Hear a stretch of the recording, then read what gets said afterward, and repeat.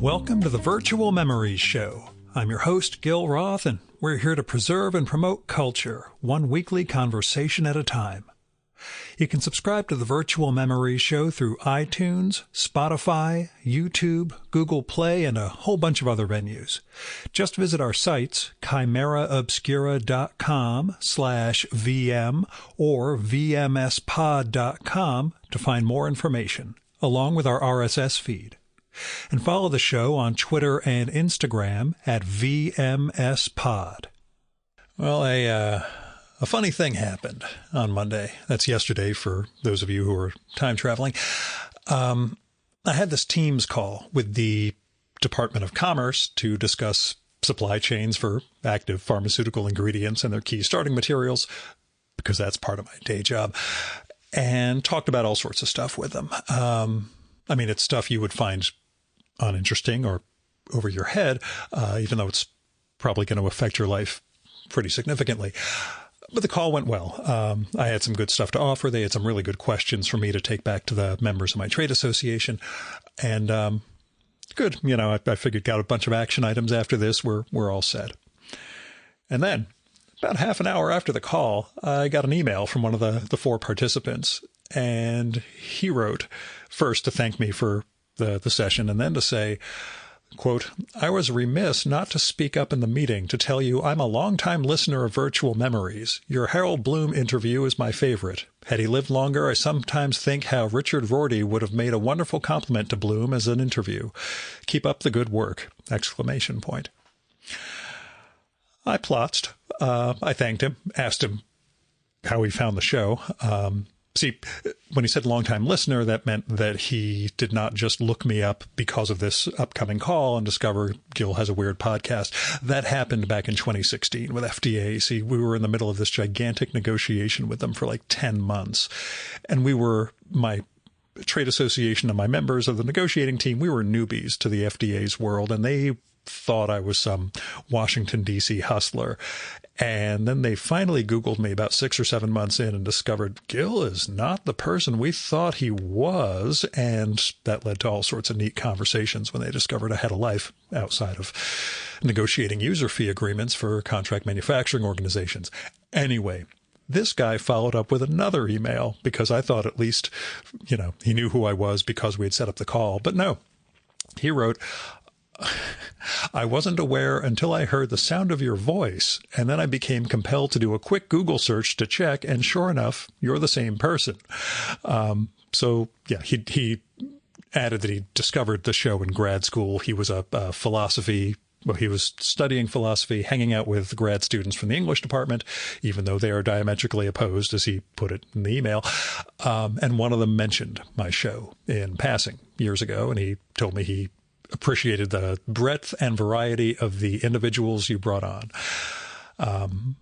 Now, I know your voice, you're that podcast guy, or you're Gil Roth, or I listen to your show. Those things have happened in my life before. They have always happened at arts-related events, not on a call with the Department of Commerce. So that was kind of gratifying. It was out of left field, but it's nice to find out that someone's actually listening to what I do, Anyway, I have to head up to Boston this morning. I've got a biotech conference. I'm moderating a panel tomorrow and then doing another podcast session the day after that on the way home. So let's get on with the show. In fact, I recorded this one on my previous trip to Boston, still one of my most hated cities, last July for ReaderCon. As some of you may recall, I went up to Boston for ReaderCon, spent zero time at the con itself, and recorded 3 shows with people who were completely unconnected with the event. This is one of them. My guest is Jess Ruliffson, a cartoonist whose debut book is Invisible Wounds from Fantagraphics. Came out in 2022, and it's a collection of stories from veterans who Jess interviewed. Jess and I were supposed to record last year, had to postpone, made up for it this time with a great talk about her history in art and comics, how she discovered she's a comics journalist, and a lot more. You'll hear it all. Invisible Wounds is a really strong book. Jess does a fantastic job bringing to life the stories of veterans from Iraq and Afghanistan, and laying bare the moral injury that they suffered, but not just the bad stuff. She also brings out the camaraderie among the soldiers, the details of life at war that aren't all horror, while still going into the horror, not just of the war, but what the transition back to civilian life is like. And she's got serious storytelling chops. And, reading these pieces, understanding how much writing is in the editing and in the storytelling choices she makes graphically. She does a fantastic job with this book. Invisible Wounds is amazing. Now, her latest work is also nonfiction. It's a different milieu.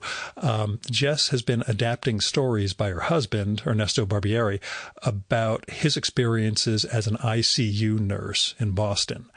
For several of those have run as long-form comics in the Boston Globe. And in the digital version, those are running in print, but in the digital version of them, they've also got these really neat enhancements. There are animations, audio effects, annotations to click on to sort of expand on what you're seeing, in some of these scenes. Not completely necessary to the story itself, but does something with the digital form while you're doing that scrolling version of reading, as opposed to the laid out on a page version that we get in print. The two of them are really doing a masterful job together, collaborating on the stories, and the Boston Globe people have done a great job, adding more to them. Now, as you can imagine, ICU work is not exactly cheery, and these new strips are filled with experiences that will have you just bashing your head against the wall in frustration with the healthcare system in America. But you'll also come away with a new understanding of what it's like for the people who work in that world, who know that they have to deal with these frustrations, but also have to bring comfort to the patients, and to see what the trends of the patients are like, the sort of people who are coming in, what they're there for, how you make decisions about, what's going to affect their lives. And you get the patients' perspectives and their fears, and you get the humor that gets some of these people, whether patients or nurses and doctors, through the day, and a lot more. So, what I'll say is Jess is an awfully good cartoonist. She's working in really strong territory, and I can't wait to see where she goes from here. So go get Invisible Wounds from Fantagraphics. Go check out Jess's Boston Globe ICU strips and some of her other work that's also collected on her website, jessruliffson.com. Now, as caveats go, the AC was kind of loud, so filtering that out meant things get a little echoey on Jess's channel. Also, her cat wanders in, her husband walks by at one point, whatever. Now, here's Jess's bio. Jess Ruliffson is an Eisner-nominated cartoonist. Her debut graphic novel, Invisible Wounds, was published by Fantagraphics Books in 2022. Her comic, Tenderness and Brutality, was nominated for an Online Journalism Award in 2023. Her work has appeared in the Boston Globe, BuzzFeed, Freeman's Tale of Two Americas, the Gainesville Sun, the Nib, the Oxford American, Pantheon Books, VQR, Wild Sam, and Wilson Quarterly. She teaches courses on creative writing and the graphic novel at Boston University and comic studio practices at the Sequential Artists Workshop. And now, the Virtual Memories conversation with Jess Ruliffson.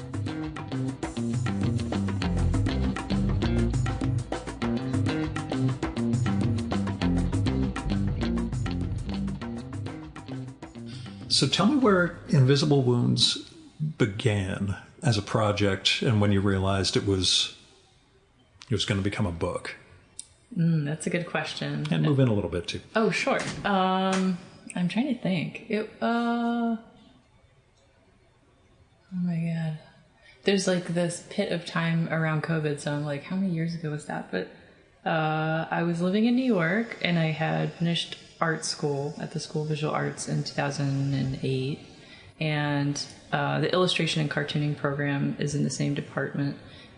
but I went for illustration because I thought the illustrators could draw a little bit better than the cartoonists that were there, which I'm kicking myself now because David Mazzucchelli was teaching there, and I later got to teach in that department.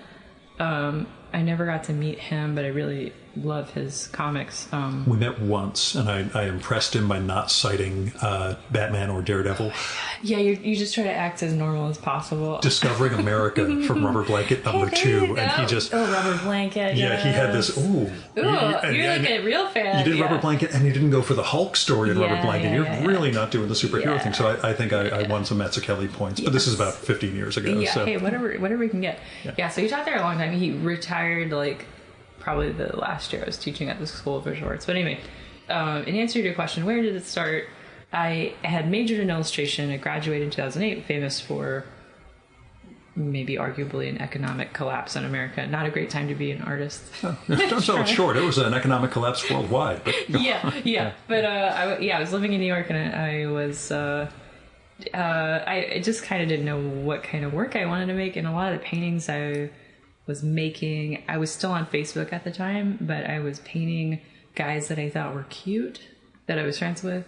And then I was dating someone at the time that was like, why are you painting all these pictures of these guys? And I had another friend that was like, oh, that's really cool, you're painting pictures of cartoonists. And I was like, yes, I'm painting pictures of cartoonists. So I don't know, but that is a good question. Why was I painting pictures of all these dudes? I think the pictures I was looking at were like guys my age, like holding puppies, or they weren't staged, they weren't photos that I took, but they were just like the most charming, vulnerable photos.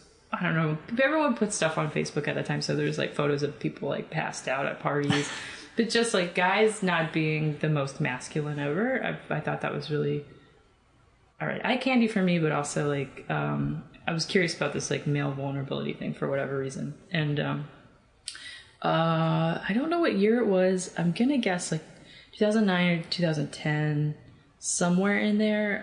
I started looking at this photographer, Tim Hetherington. He's a British photographer, and he traveled with Sebastian Junger to the Korengal Valley and did a documentary called Restrepo, and they also did a book called War. And at that time, Tim did these. He did like large format photographs of the soldiers at this like very remote outpost asleep. So they were indoors, I guess, but it's camping basically. And the guys would have their boots like right next to their bed, but they were in these poses that were like just angelic and sweet, and they looked like they're very, very young because they were very, very young. And I was like, this is what I want to do. This is really, really great. And I had a few friends. I graduated high school in 2003. So this was like a year or two after 9/11 had happened. So I went to high school in Mississippi. So there was a Navy base and a some other type of base, maybe Air Force Base on the Gulf Coast in Biloxi, where I used to live. And a lot of the guys that I went to high school with were just like, no brainer, I'm going to go to Iraq. But at that time, I wasn't really thinking about it. So these things kind of started to coalesce. I was like, cute boys. And I was like, oh, what is the deal with veterans and war? And like, also I had, like I said, I had graduated college when the economy wasn't doing so good. And I was like, I just finished art school. What do I do now? And then I started talking to some of my friends that were veterans with the idea of, what do you do when you come home after you've essentially done a job, but also maybe been exposed to weird stuff.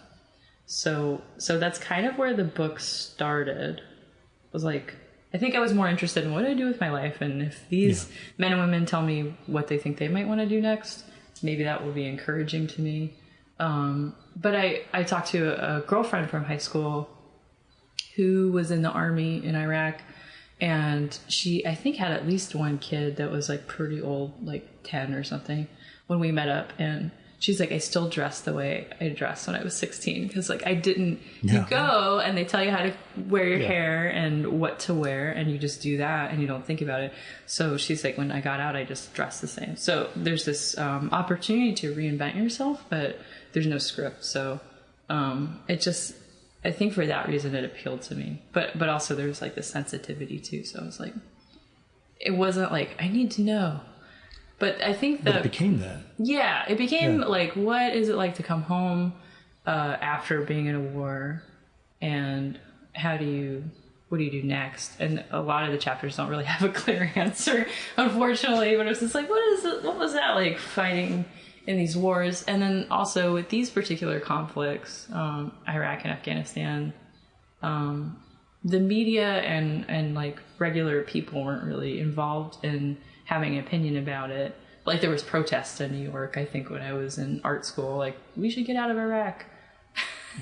So I wouldn't say there wasn't an opinion about it, but it was almost an outsourced war. Yeah, and I think it was like someone else's problem. And there was like this idea that when you came back from war, people would kind of get it or understand and help you process maybe why you were over there, but there was a lot of disenchantment from the veterans I spoke with. They're like always very proud of their service, but conflicted about what they were asked to do and where they went and why they were even there. So that became something that kind of floated to the top, unsurprisingly. Yeah, so I went in with like curiosity for like talking to people relatively around my age about how to be a person in the world. I was like, well, I'll get something out of this. And then it turned into, if you could tell another veteran how to like kind of reintegrate into civilian society, what would you say? Or what was that like for you? And hopefully that would help other veterans. And I guess that's where it went. And where was that moment of, I can make comics out of this? Oh, I always wanted to make comics. I just didn't major in it. That's why I mentioned illustration. I just basically graduated and had an office job, and then I would spend time in the silkscreen lab at the School of Visual Arts where a lot of cartoonists were hanging out, and I would just bother them. I think Sarah Varon was there. She just had a book adapted to an animated full feature film that got nominated for an Oscar called Robot Dreams. It's really good. Oh, I've seen the trailer for that. I haven't. You gotta watch it. It's great. It's like, I mean, you don't have to do anything I'll take your word for this one. I don't watch a lot of movies, and I was really Same thing. happy. Yeah, but I saw that and thought that I gotta catch that one. It's good. It's like sweet, but it has like a edge to it, and it's set in the 90s, and it's in New York, so I feel like it's in your wheelhouse, perhaps. So Sarah was there, and she was doing silkscreen classes, and then this other cartoonist, Jen Tong, who does a lot of really gorgeous silkscreen art books. So they were children's books and then maybe artist books, not explicitly comics, and they were very friendly. And they told me about like production stuff. I was like, well, do you do that on Photoshop, or when do you ink, or do you ink on paper, or how do you letter? Just kind of basically bothering anyone who had been making comics. And then sometimes they would have stuff in the print lab, so I need an excuse to make a comic, but I wasn't convinced of my own abilities as a writer. And then also, it felt really dumb to write like a memoir in my 20s. So I was like, I don't want to be that guy. That seems lame, and I didn't know how to write fiction. I appreciate that, because the number of memoirs I get pitched by someone who's like 26, 27, I'm like, unless you have had a really remarkable life, you wait a couple decades, and which I know makes me sound like a dick. But, no, and I do think arguably interesting things had happened enough where I probably had a story, but later in life, my therapist just said, "Don't ever do a memoir; you're forbidden. It's too interesting." But I think you just need space between something happening and be able to talk about it. And I was like, well, I can't do that for myself. I don't know how to make a story, but let me go bother other people. I'm not like super extroverted, but I do like talking to people. So I thought, this might be a way to get out of the writing. It turned out that was a lot of work, transcribing, audio recording, and then taking these 50,000 word transcripts and turning into like 1,000-word comic script. It was very labor intensive. I was going to say it's not that you're not writing. I mean, you're making comics is writing, regardless of whose words you're incorporating. So, that must have been a very steep learning curve from the beginning. Yeah, and it is funny because I still don't consider myself a writer. So Ernesto, who you met, is a writer. I pulled these out. These are like some of the comics we've done with the Boston Globe. So he went to Hunter College for his MFA in creative writing, and that's actually where we met. I went to an open house because I was like desperate to try to get into an MFA, and that's how we ended up in the Boston area. I got into the creative writing program at BU in like 2021. It's a 1-year program, so it's kind of like a boot camp for fiction. But I still like to outsource my writing. I'll and then I'll look at them like collaborate. Yeah, please. Collaborate. But it's way nicer. With interviewing the veterans, I was like, oh, I hope I get this right, and I didn't really want to bother them with follow-up questions. So it was just a lot of Google image searches, like the Marines and the Army, they both wear hats, but the Marines have like a certain type of hat with a certain number of points. But if you're just glancing, it kind of looks like, it all looks the same. And that's absolutely not kosher. Yeah, that's a culture where they're going to take that seriously. Yeah, so at least I wanted to get the basics right. So I just wasn't totally stupid about it. But it's really nice living with a collaborator because it can be like, okay, well, what sort of breathing device were they wearing? It was this type of thing or this type of thing. And we could just go on Google together. And he's like, yeah, it was kind of like that. And I can find out right when I need it versus like just trying to struggle. And you can ask him to take a picture of a dying patient so you can work off of it. I'm just kidding. No, I know. We won't say that though. Well, not that I asked, but he's like, hey, and I was like, are you allowed to? He doesn't. He's pretty like good about not showing anything that needs to be shown. But like some of the technical stuff, I'm like, I don't even know what this is. Yeah. Yeah, those strips I want to talk about further on because I find them fascinating both as print and the online iterations of the ICU strips that you've done. But when it came to Invisible Wounds, that sense of hitting your stride or finding your comic voice, finding your artistic voice partway through the project, what was the learning curve like, I guess? When did you realize this was coalescing into something that could become a collection as opposed to I'm going to try and bring these experiences into a comic form? Yeah, I think I had ambitions. I was like, I want to make a graphic novel, but I don't have any idea what it would be about. And I have ruled out memoir. Yeah. So I was like, I was just keeping an eye out for stories that I thought would be interesting. And the first veteran I met, I just started to meet people. And I was like, maybe this is a thing. So going into it knowing I want to make comics, I had made like one comic in undergrad, and then I had been doing really teeny tiny short, maybe memoir-ish, like 2-page comics. There were more illustration than comics, but just practicing. And they were more like dreams, or they weren't based in real life. But I also didn't know how to write fiction, so a lot of them were like silent, mostly images. So I was dipping my toe in, but I had never really done anything of any length. But I was hanging out with cartoonists, and sometimes they were like, oh, can you throw a single page comic in this anthology? So I was like comics curious and still kind of starting to make them, but I didn't have a project, and so I was looking for one. And the first veteran I interviewed was a friend of my banjo teacher, and he had gone to Iraq very early on. I think he was only 16 when he enlisted. He had to get his parents to sign a release form or something, and he brought his banjo to Iraq, and he talked about playing this song about, I think it was about World War II, maybe, like in Iraq. And I don't think you were really allowed to have like the stuff like that, but it was they were very, very early on in the conflict. And then he also got stop lost, which means like they told you could go home, and then you actually got stuck there because there's no one to relieve you. So they had this much longer deployment than they were supposed to have. So it was a podcast, down home radio show, where my banjo teacher had interviewed this guy, this veteran, and he became a conscientious objector of the war, but he was also a Civil War reenactor. I was like, this guy sounds really cool. So I found out that he was going to play the Brooklyn Folk Festival, and I was living in New York at the time. So I got his info, and I was like, this is going to sound weird, but can I just talk to you? I have this idea. I want to make a comic. And I don't think I had interviewed anybody else before, but I think because he had done the podcast, I thought it's probably not weird. And he had been pretty public about his stance on the war. Like I think he testified in front of Congress. So he wasn't hyper extroverted, but I was like, the guy seems like he's comfortable talking about the things I'm curious about. At least there was there's a template in mind. You knew, that precedent was there. So, So I was like, maybe I could talk to him. And he turned out to be really, really nice. And, but just the limited time that we had while he was in town playing for the weekend.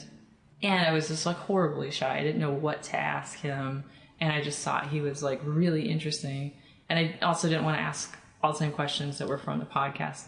So I was like, when are you coming back to New York again? He said, when are you coming to North Carolina, where he was living at the time? I was like, oh, and it's such a thrill, as you probably know, to like travel and get to talk to people. You just feel very cool. Like, oh, I'm leaving town to go interview this person. And it was a great trip. It was so cool to talk to him. And he was living in Boone, North Carolina.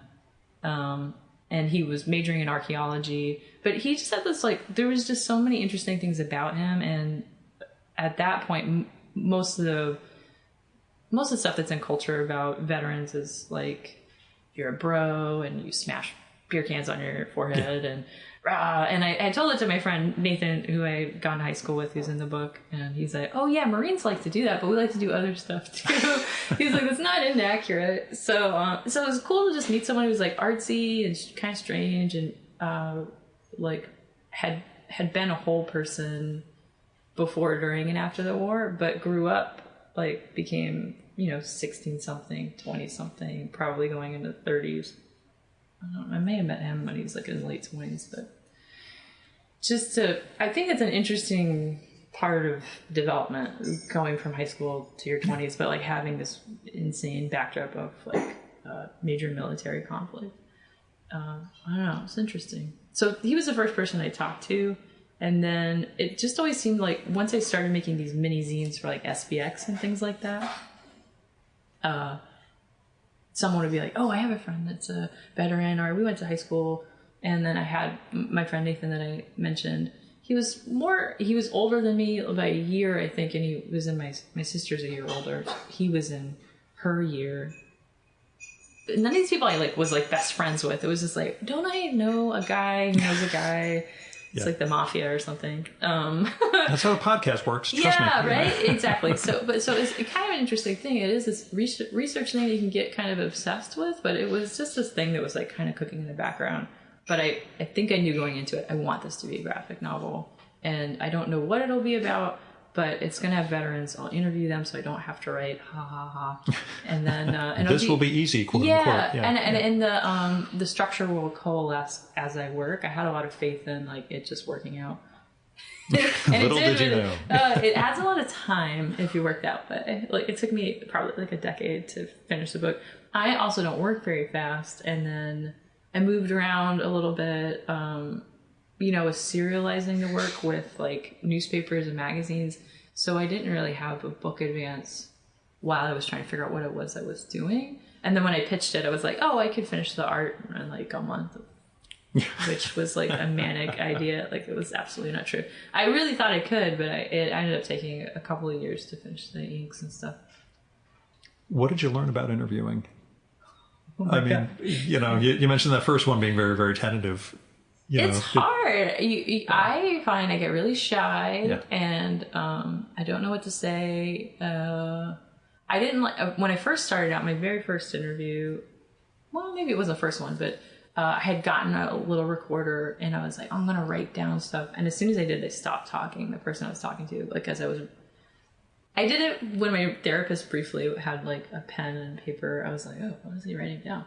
It kind of stops you in your tracks. So did it freak you out when I started with this one? No, you have like notes and you're minimal and you're just discreet. But I was like trying to write literally everything they were saying, and it freaked them out, and I wasn't doing a great job with it. I was like, there's no way I can do this. So I thought your handwriting looks like blind contour drawing, and you can't read it afterwards anyway. There's also this like processing. You're talking to somebody, you're probably thinking about a couple of different things, and then they're saying something. It's so nice to have the tape to listen to again and kind of meditate on and figure out if there's a narrative arc and kind of edit it, maybe similar to a podcast, but you can change the order of the things that they said, or without changing the meaning, just distilling it down and crystallizing somebody it. might add a detail afterwards that you realize, if I had that earlier, that or let would me make make that clearer. And there were so many things I thought I understood in the moment in the conversation, and then I would go back and listen, and I'm like, oh, and the story would kind of blossom as I was listening to it. So it was like a deeply interesting process, if labor intensive, to like listen and I would sit down remembering some like highlights from the conversation, and I would be waiting for that. I had like a foot pedal and I was trying to transcribe everything. I eventually outsourced it once I got like a very small book advance from Fantagraphics. I was like, okay, I can't do all of this by myself. But like hearing it was really interesting. Like, the thing that I run into when I'm playing these things back, doing the editing, hearing the guest say something, thinking to myself, oh man, this is when you should ask. And then in that instant, that's when it turns out that I'd forgotten that I'd asked this follow-up thing. No, and it's like, okay, I'm smarter than I thought I was. No, I was not as smart as you. I was like, oh my God. There are also times, where I had that was your chance, Gil. You could have asked about this, and that's the thing they wanted to talk about. Yeah, and I think in wanting to establish a rapport or like some level of comfort, I would often get excited and talk over the person I was talking with. So when I outsourced the transcription stuff, it would just say crosstalk in brackets, and I'd be like, no. Jumble. Oh my God. or wait, there'd just like be BS about like us. I had a different cat at the time, RIP, and we would just talk about the cat for 20 minutes, which I think all of that is okay if you're setting the stage and trying to get somebody comfortable. But so what I learned about interviewing is like, I'm an interrupter out of enthusiasm and not rudeness, but not a great habit. And that I don't always hear what I think I hear. And I am a good listener, but I don't think it's possible to listen and think wholeheartedly at the same time. So it's just really nice to have a thing you can listen to more than once. Did you find yourself in the middle of interviews thinking to yourself how you would render something as a comic? Like, would somebody describe something and you just sort of go into comic mind while they're talking? Not usually. Okay. I was just more... I don't think so. Yeah. I think that came later. I think it was more just like, what are you talking about? What does this mean? Some of the technical stuff. And then they would just always say something that was surprising. Like, oh, well, I was here, but this other thing had happened. I'm like, what? That's when the grenade went off. And it's, wait a second. Yeah. So, I mean, there was like major plot points where I was like, well, that's good that... I mean, not good. No, like, but you recognized that, it was going to work dramatically. I think I was thinking more about writing, like, okay, that should be in there because that seems like important or something that is flashier or easy to have as a highlight. So the structure of the comic maybe was like, what do I have to have in there? Or that'd be really good, which is helpful when I'm sitting in front of like, there's so much stuff I had to cut. And there's a lot of people I interviewed that never made it in the book. Well, that's a sequel, which we hope we don't have to see, because that means there's yet more people who've been damaged terribly by war. But did you have any... I'll say it felt like a scary moment for an interviewer when Paul... I'm blanking on his name. Yeah, was talking with a neighbor about his blackouts and potentially violent episodes and things like that. I just had this... Boy, I can imagine that would have been tough to be hearing. And he was actually really lovely. I didn't meet him in person for a couple of months at least. So it was another friend of a friend. This artist, Fred Harper, was one of the guys I had gone to Walter Reed with. We went and drew their returning war-wounded portraits as part of the Joe Bonham project. And there was a few Mad Magazine guys like Ray Alma and Victor Uhas, who does stuff with New York Observer. These guys are all like easily 10 to 15, but maybe more decades older than me. I was thinking Fred is like a little bit older than me, but the other guys are Victor's at least my age, if not a bunch older. And these guys are just like powerhouses, and they're like, do you want to come with us to the hospital? I was like, hamana. And also I was still in my like, oh my gosh, eye candy face. So these guys are like blown to bits, but they're looking good. So I mean, that's what's crazy is the guys at the hospital were like had some like mortal injuries and amputations and things like that, but they were injured in the height of their probably physical ability. So kind of the best time to like lose a limb is like you still have like core muscles. Yeah, I get what you're saying. Just in terms of you can try to rebuild your life. They could certainly like make some lemonade out of that. But so. But never a good time to have a limb blown off. No, you always want to like hold on to your body parts as long as possible. I'm trying to think of where that goes. In terms of the either scary moments or just the intensity right. So Fred had introduced me to Paul via email, and then Paul was like, I'm not sure I could help you, and then wrote this long email, and part of it was like alluding to that, and I was like, he's a great writer. I was like, could I just use this? And he was like, sure. And there weren't a lot of I think he was the only one that like I based part of the script or most of the script on something that he had written. I think Phil, you also mentioned at the end that it was like an email. Some of it, it started out as an email to somebody else. But, I think so. But I have like audio recording from Phil and almost everybody else. I'm pretty sure everybody in there. And then, Paul I never did an audio recording with. Oh, wow. But I got to meet him in person. I had kind of serialized a few stories that he had written. One of them that didn't make it in the book was actually a really, really sweet and funny story about him playing D&D during a mortar attack in Iraq. And it was called RPG, which we thought was like super clever. No, that's like, oh terrible. My God. And I like the way he wrote it. It was really charming. And I was like, why didn't I put that in the graphic novel? Because all these other stories are kind of a bummer. But I think it was because he could only have one story, and the one about him getting his diagnosis was interesting. But I don't know if there's anything... There were people I talked to that there was more than one transmasculine person, and you could tell that they're just underrepresented and they wanted to express themselves in a certain way. So that kind of put me in a certain headspace where I was like, I want to get this right, and that maybe made me feel a little more elevated. But most of the interviews, I'm just like generally nervous. Yeah. Like, I hope this goes well, and like I hope there's a story, and if there's not, I guess this is good. Is this rude? But when I very first started out, one of the early guys I talked to, who was my high school buddy, Nathan, I was like, can you give me some advice? Like, what shouldn't I ask? Like, or is there anything not cool? He's like, well, don't ask if anybody killed anybody. I was like, I wasn't going to. Do you get that a lot? Yeah, but still, they probably... He's like, we get that a lot. Yeah. So, and also, like, I'm a wuss. I don't want to draw that stuff. I'm also lazy. Like, it's complicated to draw somebody murdering somebody else with firearms or whatever else. So I was like, it's gonna be too hard for me to do. I know you have that Sergeant Rock collection behind you. That's your Kubrick, so that probably gives you some reference material. Yeah, a complete gift from someone who's like, this is how you do. But in terms of interviewing people, it was like pretty... There were some moments, when people are talking about... It was usually stuff that wasn't related to war, like how their relationship with their spouse wasn't going very well, or how they got suicidal or something like that, where I'm just like, yeah, it sucks. But I was interested that so many people were pretty open. Like, if they were going to say yes to an interview and they were going to sit down and do it, they really went for it. I didn't really have to be like Barbara Walters or whatever. I was just like, whatever you want to talk about, man, this is cool. Yeah. And most of the time it worked out. I think the people that just didn't make it into the book, it felt like they had some level of protectiveness over the things that they were saying.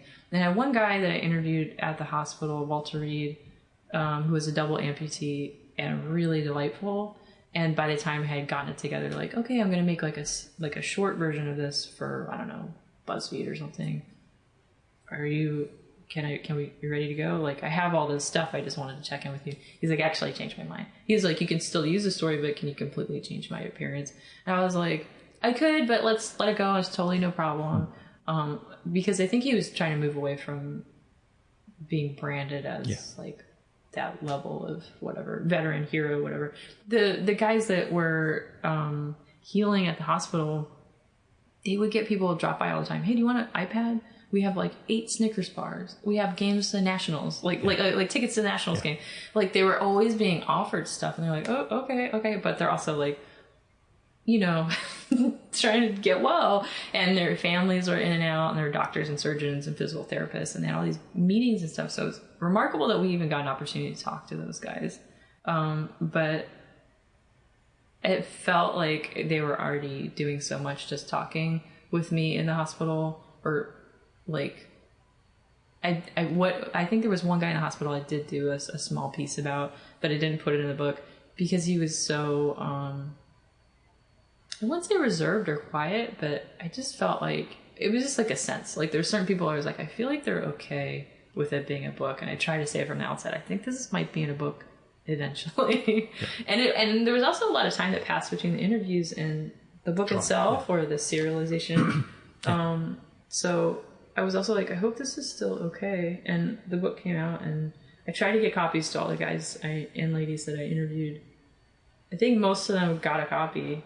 But some of them I like couldn't really keep in touch with. So some of them I was more like I still talk to. And yeah, I was going to ask if you stayed in touch with some of them. Yeah, some of them that like I was already friends with, like my buddy from high school, Nathan. I still talk to him. Josiah, who's in the first chapter of the book, was like first page of the book. He's peeing his pants during basic training. I couldn't think of anything more embarrassing, and he was really nervous. And he got the book, and then he read it, and he's like, oh, actually everybody else was dealing with stuff too. So it ended up being like weirdly anticlimactic. And I talked to him. Yeah, a few of the people, like Phil Clyde is just like, every once in a while I'll send him something, like we're like more like corresponding via like I did a thing, I did a thing. But he's also a writer as opposed to he won the National Book Award, and I'm like, you're very cool. Yeah. We did a really great podcast episode. He has a podcast called Manifesto. He doesn't publish it too terribly often, and I think he's now got 3 boys. So one of my favorite Catholic writers living and working today, Phil Clyde. And he had Peter Catapano from the New York Times and myself, and we were trying to talk about Gary Lieb, who was friends with Peter Catapano, who's like this kind of surrealist outsider artist. And he passed away suddenly. And Peter had written this awesome piece for the LA Times, I think, about it, or LA Review of Books. And so Phil was interviewing Peter about it, and I was on the podcast too. And I was just like, what do I say? Like, I don't even know what to say. You guys are awesome. But it was really interesting trying to talk about visual art in an audio format. So I salute you. Yeah, well, I as somebody pointed out, this is the best comics podcast. It isn't actually a comics podcast, but yes, we love that. I try. This will sound weird, but did you ever? When did you realize you were a journalist? I guess because that's ultimately what this is in terms of the sort of comics you're doing. You don't sound like you had training. What made you a journalist, I guess? Yeah. Outside of laziness about writing your own. Right. Probably that. And that adage that's really silly. Oh, you're a lefty. Me too. Fake it until you make it is like totally true. I had tried to sign up for a journalism, short-term journalism class. It was like a CUNY School of Journalism around the corner from the New York Times. I can't remember.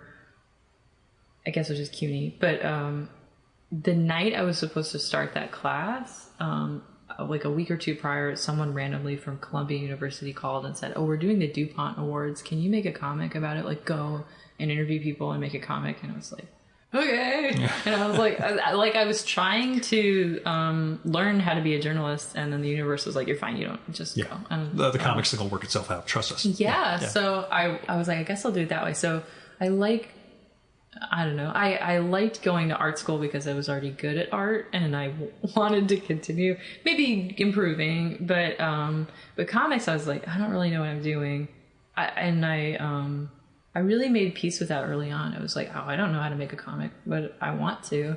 And I don't know what the best journalistic practices are, but I'm going to do the best I can and try to be as transparent as possible with the people I'm talking with and try to get as much info as I can and just do the best I can.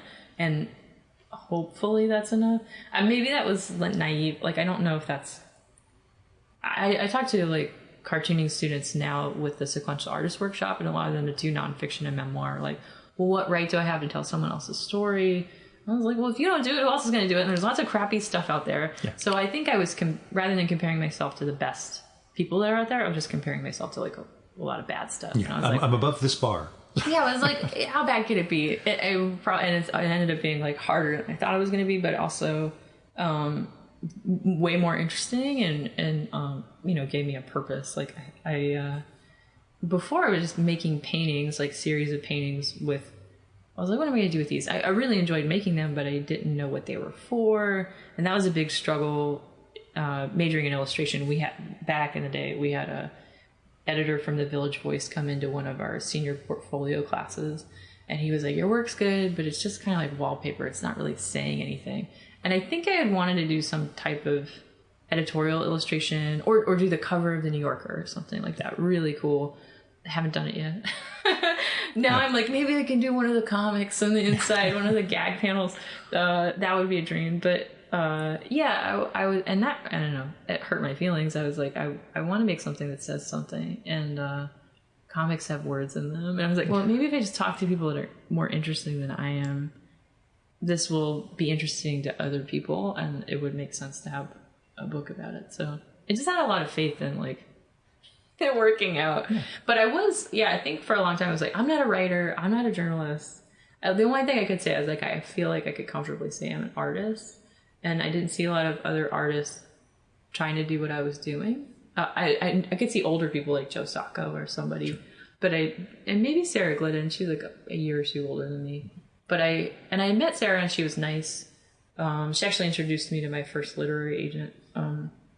But it wasn't like I was hanging out with people or journalists. I ended up hanging out with veterans that were interested in writing. In Brooklyn, Peter, who I mentioned, Peter Catapano at the New York Times, had hosted this reading series called the Old Stonehouse Veteran Writers Reading Series or something like that. There's a veteran writing group at NYU, and there's I think Syracuse University has one, but the one at NYU I think had started kind of gathering, like I think Phil Cly was part of it, and all these other guys like Maurice, who's in the book, and this guy Matt Gallagher, who just had another novel came out, and a couple of ladies, just like veterans writing short fiction or poems, or maybe even like micro memoir, and reading it out loud and getting kind of dressed up, and we're like, yeah, and then we'd go across to the bar and drink beer. I was like, oh, this is really cool. These are creators. I want to be a writer.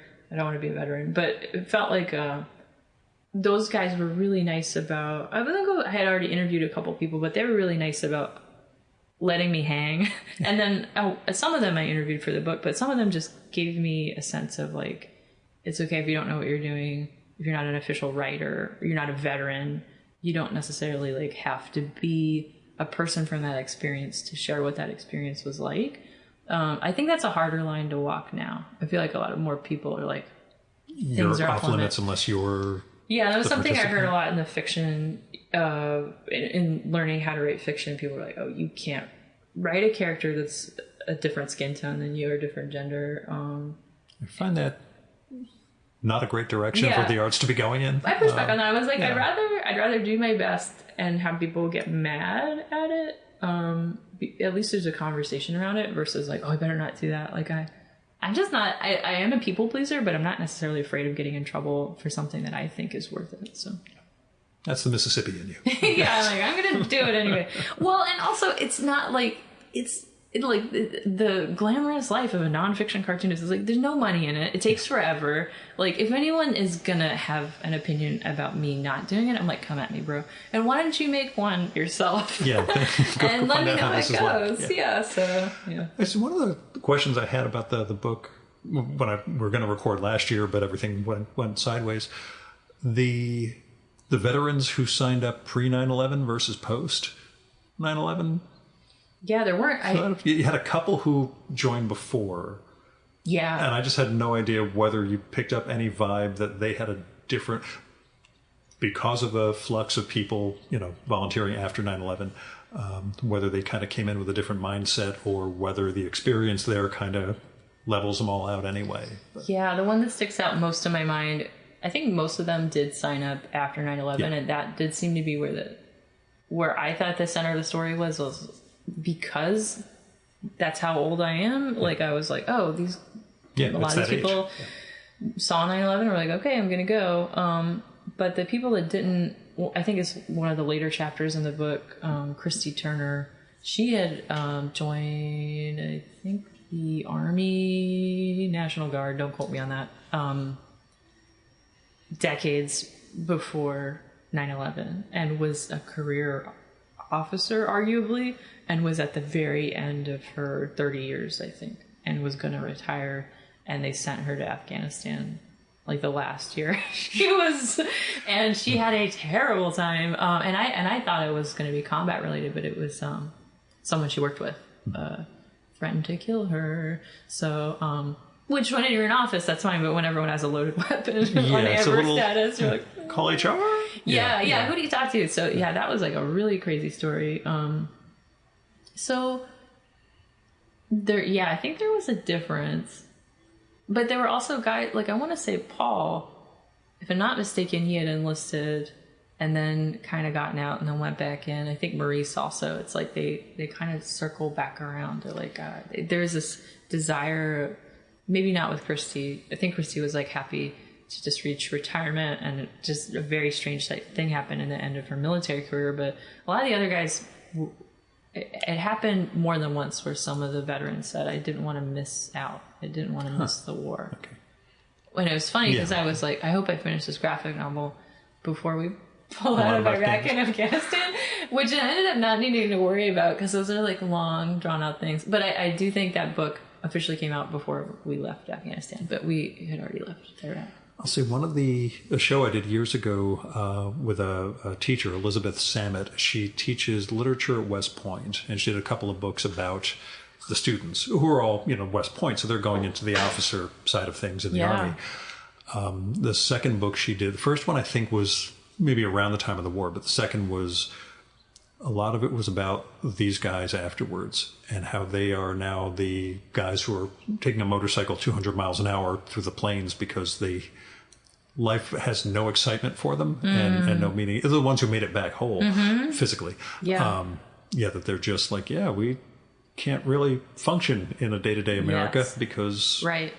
Yeah, and maybe I was like projecting too much, but I was like, I graduated with a degree in art and I live in New York and rent's expensive. What am I going to do? Like, I can't get a job. My life is tough too.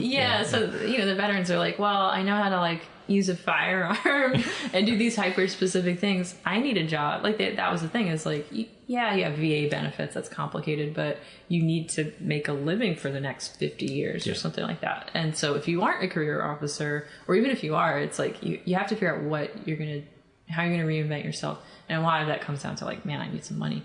So, like, for example, I think one of the guys who signed up around 9/11, he came back and was a police officer and then got promoted to detective after like 10 years of doing, beat cop stuff. And then he worked in an office doing forensic art for the NYPD. And now he's retired. He's like a few years older than me and just like, I'm done.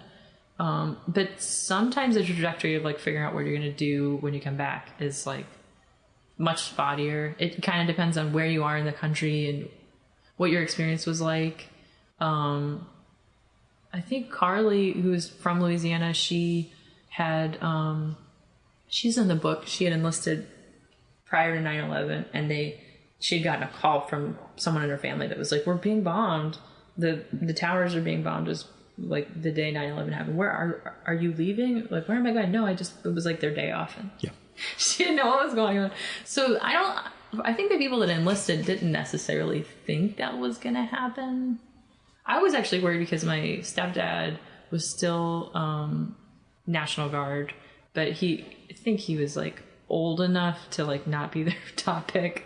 No offense, Dad, if you're listening to this. I'm sure they were not thinking, we're sending people into the desert, let's get the 50-year-old guy. Right, but also like we might not have enough people because this is the very beginning of a conflict. I mean, the stuff that they were using in Carly's chapter, she talks about they were using stuff from the Gulf War, like equipment that was like dark black and green in a beige landscape. They were just like total sitting ducks, so they would put mud on the outside of their Humvees to look slightly more camouflage, like camouflaging the camouflage.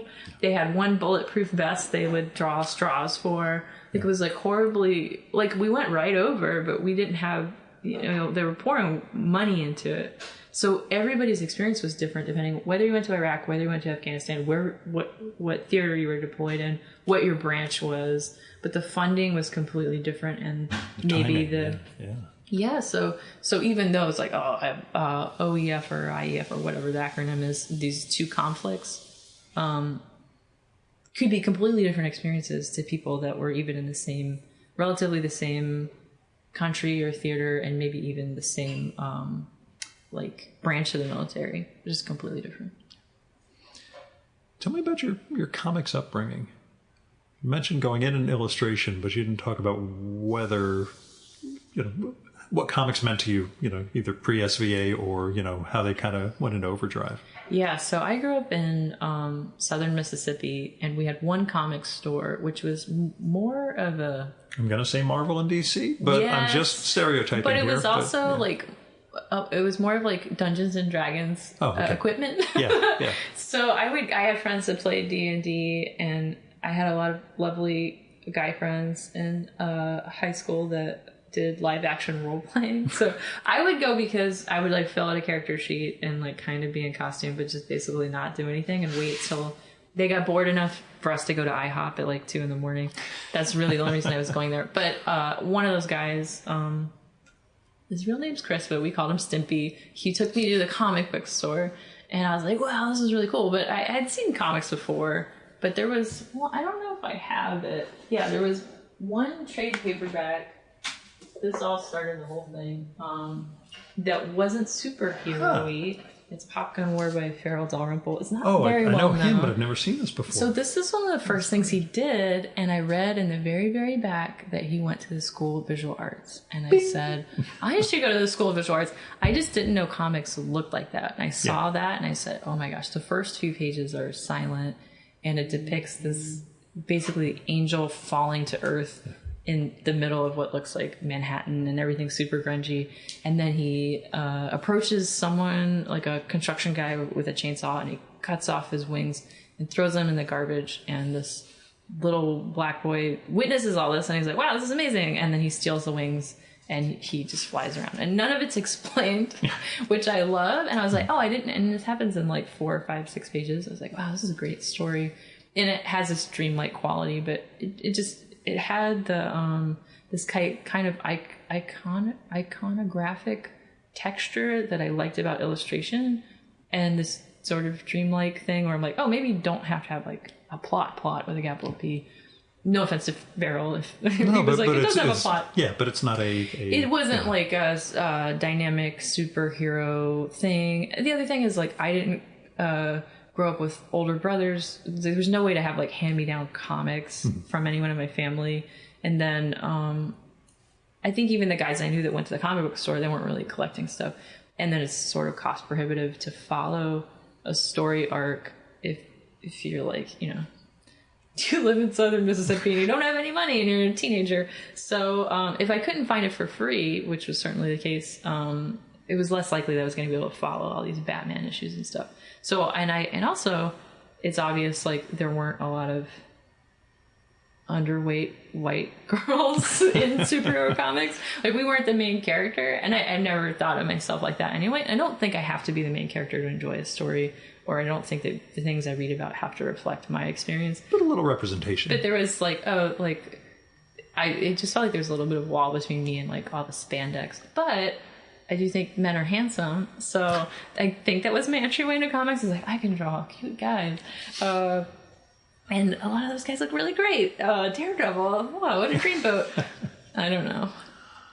But yeah, so I read Garfield in the newspaper and was like, this is cool, and I tried to draw little strips like that in middle school, and drawing was the only thing I was good at, so I just kept doing that.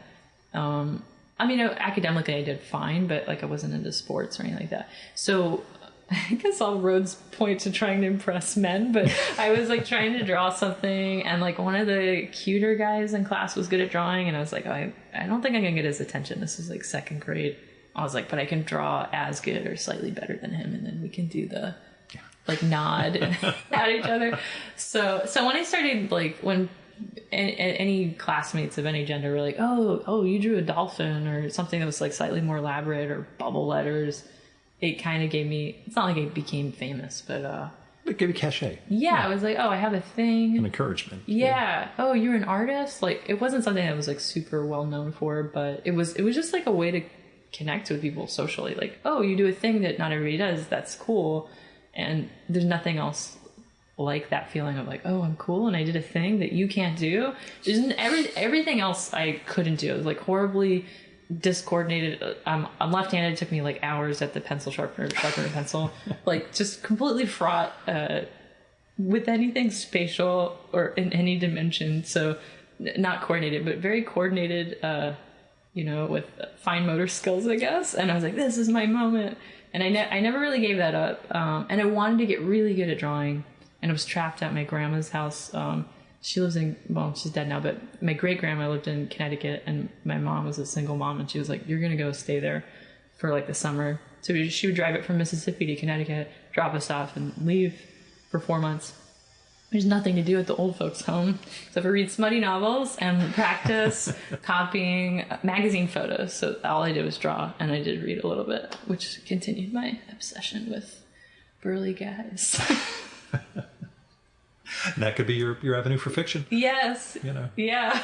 Yeah, maybe I should do... Maybe I'm in the wrong genre. Yeah, totally. 50 Shades of Yay. You can go with the vets thing. There's a whole genre of this stuff. Gosh. There's a genre for everything when it comes to romance and all that. But so from those roots to finding yourself as a cartoonist, teaching, finding yourself as a teacher, trusting yourself as a teacher. Oh my also. God. I have a memory of like, I don't know what grade it was in elementary school, but we had an art teacher with like really dry, bright red hair and cool outfit. And she just came in and let's make a collage. We always did a different project. It was like middle of elementary school. So I'm going to guess like second grade, third grade. And I was just like, she didn't have this personality that I was like really attached to, but I was like, I like that you can do this. Like I made the connection that she was getting paid to do that. And she had cool outfits and made art. And I was like, I want to have cool outfits and make art. So that's in my head. I think the back of my head was like, it would be cool to be an art teacher, but I always wanted to be an artist first. And then, it's hard to make a living like money wise with art. So I'm still paying off my undergrad loans from the School of Visual Arts, even though I got a full scholarship and it wasn't very expensive. I just never really had a lot of money. So teaching seemed like a good way to make money more regularly than freelance. It turns out that's not the case at all, because I've been like adjuncting for a long time, and those classes get canceled all the time. But I do think it's really interesting to...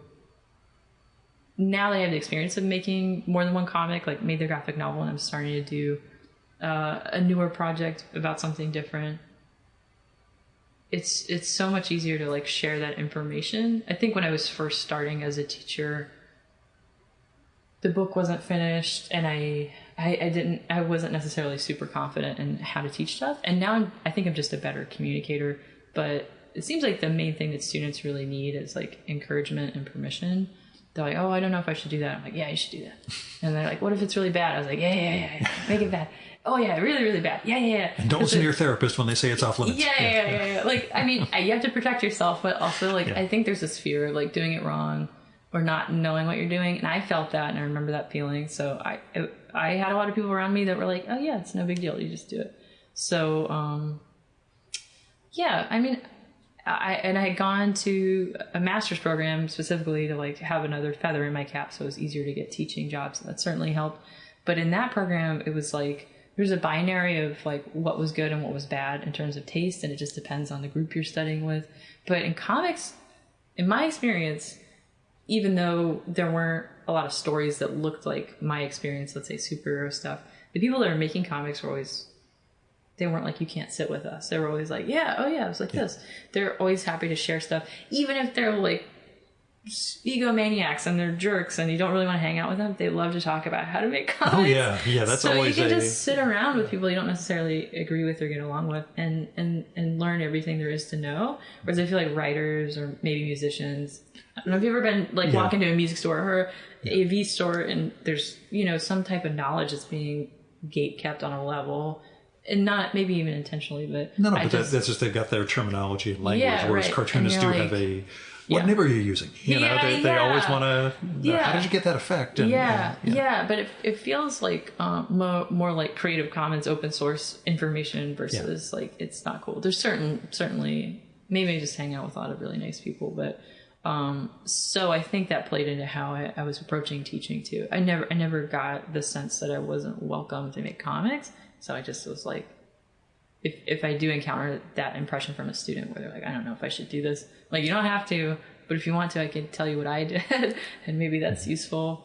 So I would like to just have like a more regular job that's not adjuncting. I guess that's like a goal, but I don't know if it's, some of those like university jobs are really centered around research, and you don't get that kind of support as an adjunct professor. So a lot of what I like promote my teaching with, like if I'm trying to propose a new class, I'm like, well, I'm doing these freelance things. And that was the way I was taught. Like the teachers at the School of Visual Arts that I learned illustration from mostly were working artists. So they were like doing stuff in the world. So it depends on where you're teaching. Like when I teach at Boston University, I think in a place like that, that's more academic. I'm also teaching in the English department. And even though they have a comics department that's brand new, there's not a lot of faculty in that department. It's like kind of a one-man show. So the English department is great, but I never see anybody, never really talked to anybody else. And English people are really delightful. Literature people are really lovely. There's a lot of poets and writers, and they're friendly, but there isn't a sense. I think when I was teaching at the School of Visual Arts and all my colleagues were cartoonists, it was way easier to be like, oh my God, I have a student and it's like this. You could talk about making comics, and you could also talk about the student how dynamic to teach and, comics. And I think in the teaching I've been doing lately, I'm kind of on my own, which is nice in one respect, but in another, I got an interview at this other university in upstate New York in January, and all the people there were illustration teachers. There were a ceramicist, and they have other majors, but the people I got to have lunch with were illustrators. And I remember leaving that being like, oh my God, I'm an artist. Like I forgot.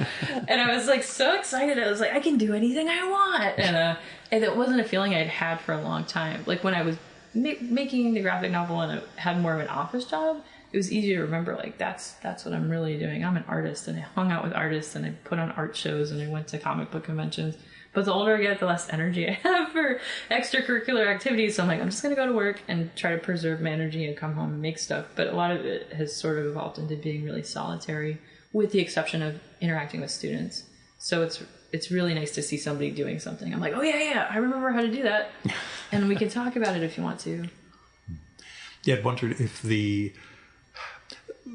job not related to comics may have helped define you as an artist with the I'm not this person, whereas teaching and being in the comics world kind of it leaches, I guess, back and forth. Yeah, maybe. I don't know. This is just me being all meta and conceptual and stuff. That's a really good question. That's like so hard to articulate. I think you're doing a great job. I also, the older I get, the more I'm like, I hate comics. I don't read them. Like, I don't even really like making them. I don't know how true that really is, but in the moment, though, I'm sure it's frustrating. Sometimes I mean it, but you can mean things that aren't true, maybe. But yeah. I think I'm out of the loop, and I'm happy with it. And that's also part of getting older, is I used to really feel like I've got to put myself out there. I have to promote my stuff all the time. I have to be on social media. I should go to like this many conventions a year and just lose money. Yeah. But you're meeting people and you're talking to other people about comics, and it can feel really encouraging and exciting. And I don't know, it was probably a couple of years before COVID. One of the last conventions I had gone to, I was in a studio with a bunch of different artists. It was like Dean Haspiel, oh my God, who else was it? Seth Kushner, who's deceased now. Oh my God, Gregory Benton. There were a couple of guys, and they just needed another person. We crammed as many desks as we could into this like. Dino has a tendency to do that, so yeah, we just moved to a new studio. We're just trying to make this as cheap as possible. And I think at one point I was sharing a desk with another friend because he wanted to hang out, and I would just go like a few times a week after work. But a lot of those guys, they were there all day, every day, and we had a table at MoMA And Mocha, you mean? Mocha, yeah, MoMA. Yeah. Oh, that would be crazy. Yeah, Mocha. And I don't know what year that was. Probably like 2014 or something. Somewhere around there. And then we all got the con crud. It was really bad that year. And then a few weeks later, Seth Kushner was like, I'm still not feeling well. Are you guys still sick? And I was like, no, I'm not sick anymore. It was a really bad cold. But he found out that he had leukemia, and that's why he didn't get well. And then that's what he ended up passing away from probably about a year later. So after that, I just kind of associated comic book conventions with death, like life-threatening illnesses.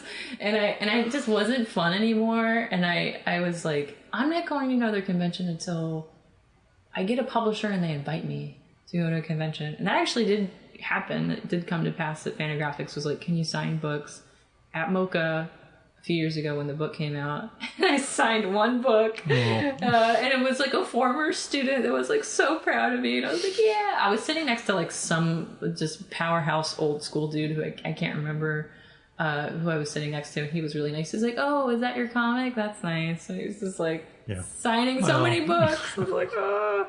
But yeah, I don't know. It's been a fun ride so far. But yeah, as I get older, the more I'm like, can I just do less of this? Tell me about the new stuff, the ICU comics. Oh, yeah. So I've done 3 so far. Yeah, we're trying to do, I think the goal is we're trying to do 6 with the Boston Globe. We're working on the 4th now. I don't know what the narrative arc is. I'm trying to put them in order. But it's your husband's experiences as an ICU? So he went to undergrad for English. He went to nursing school. He started off as a critical care nurse in Pittsburgh. And then he moved to New York City when he got accepted into the Hunter College MFA in creative writing. That's a 2-year program. I think in his last year, I met him at an open house. And they were taking questions from the audience. It's funny because they had been the year before for nonfiction, and it felt like a support group meeting. It was really weird. And I was like, I get when my therapist says I shouldn't write memoir because the vibe was like just different. But the second year I went, the open house, they separate. I think there's fiction, poetry, and nonfiction. They're like, okay, depending on your discipline, go here. But fiction, you just stay in the auditorium. And I was so curious. I was like, well, I already know what nonfiction's like, and I'm not a poet. So let me just sit here and hear what they have to say. But one of the guys that was running the program was, someone stood up and said, does anyone in this program work? Does anyone have a job? Which I was like, good question.